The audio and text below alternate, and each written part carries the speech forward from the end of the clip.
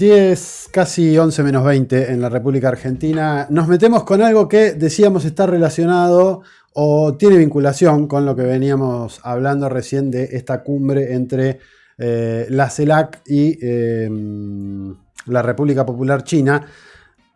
¿Y por qué decimos que está vinculado? Después lo vamos a ver con otro hecho que sucedió durante la semana, que también es parte de estas piezas que se están moviendo. No es de ahora, decíamos, recién Mir planteaba que desde hace bastante tiempo veníamos viendo que el gobierno de Colombia venía siendo hostigado desde distintos flancos, no solamente internamente, sino desde afuera. Desde afuera con un poquito más de cautela. Estados Unidos todavía no se había metido demasiado en intentar boicotear directamente al gobierno de Petro. Sí había marcado algunas diferencias, pero esto se empieza a recalentar y a ver cada vez más cómo lo están tratando de erosionar cada vez con más precisión al gobierno de Gustavo Petro. ¿Qué pasó esta semana? En estos días, que iba a haber un plebiscito. ¿Plebiscito era? Una consulta popular. No, en realidad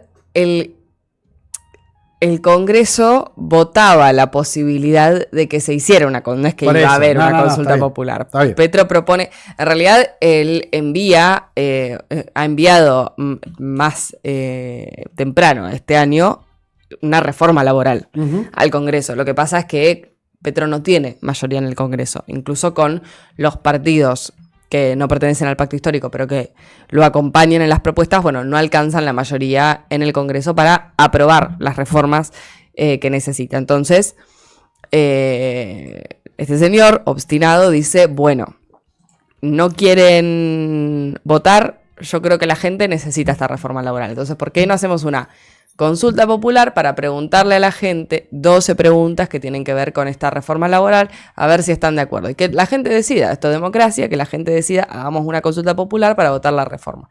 Pero para poder hacer la consulta popular, eso se tiene que aprobar también en el Senado. Entonces, Petro envía la propuesta de consulta popular al Senado. Y acá lo que se denuncia es un fraude relacionado con que hay algunos votantes que no llegaron a votar. Es decir, que... Fue un escándalo la sesión esa. Fue un completo escándalo. Es literalmente... Se vota, como se vota en el Senado. Ustedes saben, tenés que apretar un botón que dice voto a favor, voto en contra, o no voto.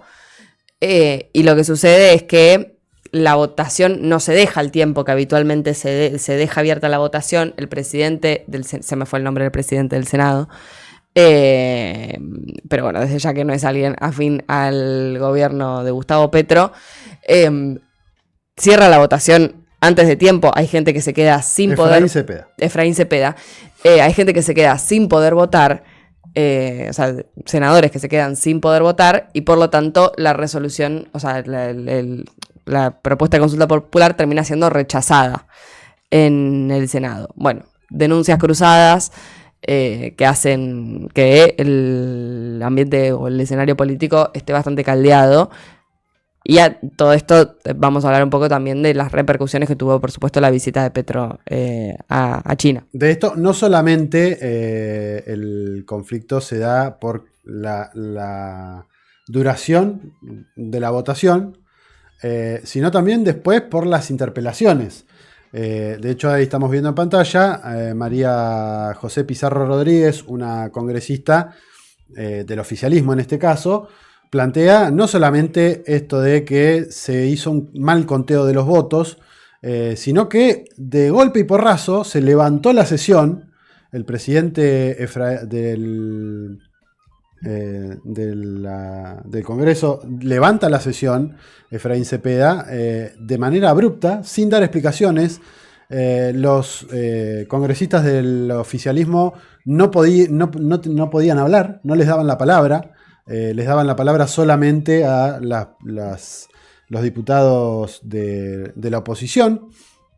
Una cuestión muy rara, más allá de que uno puede tener diferencias, puede no tener ganas de escuchar lo que tengan para decir determinadas personas. Lo concreto es que Fue una situación muy extraña. Obviamente Pizarro dijo que iba a pedir que se vuelva a sesionar y se vuelva a votar porque había sido un escándalo esta situación. Imagínense que acá en pleno Congreso argentino, de buenas a primeras, Martín Menem dice se levanta la sesión.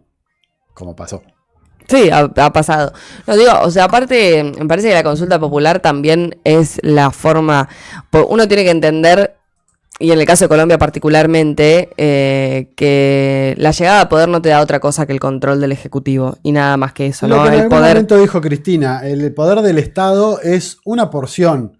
Sabemos el control del Estado es una porción del poder. que el poder real en Colombia está mediado por un montón de otros actores. Entonces, digo, la posibilidad de hacer transformaciones, ni hablar cuando no tenés la mayoría en el Congreso para poder aprobar leyes o reformas. Bueno, tenés dos opciones. La vía revolucionaria, opción número 1. Opción número 2, una consulta popular y que la gente decida efectivamente si votamos tal reforma, si no la votamos, si la acompañamos o no la acompañamos. Ni hablar cuando particularmente además tenés la influencia de un poder judicial cuya historia también está estrechamente vinculada a esos intereses económicos que conforman la base de este poder real del que hablamos. Bueno, eso pasa en Colombia, entonces me parece que la consulta popular termina siendo como un elemento o una vía democrática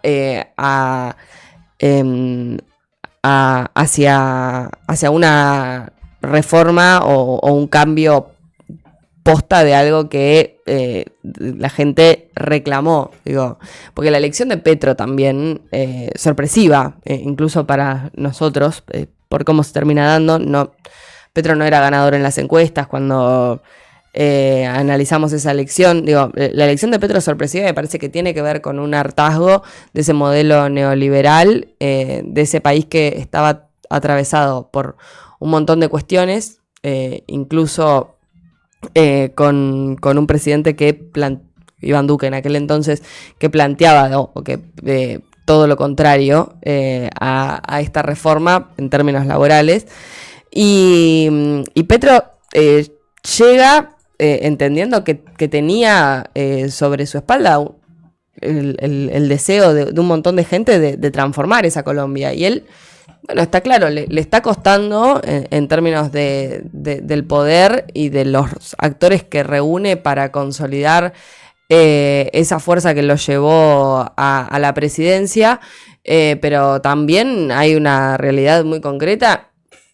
Y es que están haciendo todo lo que pueden. Y la consulta popular, entendemos, es un mecanismo que no se termina de entender por qué la derecha y los sectores más conservadores terminan tomando la decisión de no... Porque perderían. Yo creo que porque perderían, porque saben que perderían en esa consulta popular, o que por lo menos podrían estar muy próximos a perder, porque las condiciones laborales en Colombia no son de las mejores del mundo.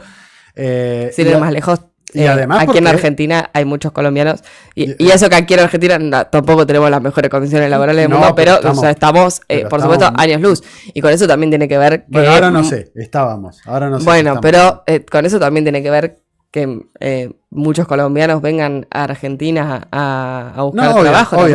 Obviamente, tiene que ver con un montón de esas condiciones, la cuestión de la informalidad, un montón de cosas. Lo que me pareció interesante, por lo menos, y es algo que nosotros, por lo menos en el programa, le veníamos remarcando y resaltando y reclamando a muchos gobernantes, tiene que ver con que Petro lo primero que hizo fue decir, bueno, ahora el Congreso hizo esta chanchada, más allá de todas las vías legales. Lo que dijo es, ahora tiene que ser el pueblo organizado, el que salga a movilizarse, el que salga a exigir que esto se realice. Recién le pasaba a Caro, nuestra operadora, le pasaba esta convocatoria que directamente la postea Petro en sus redes sociales, sí, convocando para mañana, si no me equivoco, esto fue un posteo de hace algunos días nada más. Mañana domingo 18 también se van a realizar cabildos abiertos en distintas plazas de Colombia, precisamente para poner en tensión y para poner en discusión que es un clamor, o sea, para poner sobre la palestra que no es solamente una decisión de Gustavo Petro, sino que hay respaldo popular a esa Y él dijo, decisión. voy a ir al Cabildo, voy a ir, me voy a personar ahí, voy a hablar con quien haya que hablar. Claro, nos vemos en Bogotá. Ujú. Ese fue el mensaje. Y termina con, ni los derechos se mendigan, y no me acuerdo cómo sigue. El mensaje que escribe Petro. Dice, ni los derechos se mendigan. No, ahí. Ni los Sí. derechos se mendigan, ni se acalla la constitución, la constituyente primario, al constituyente primario.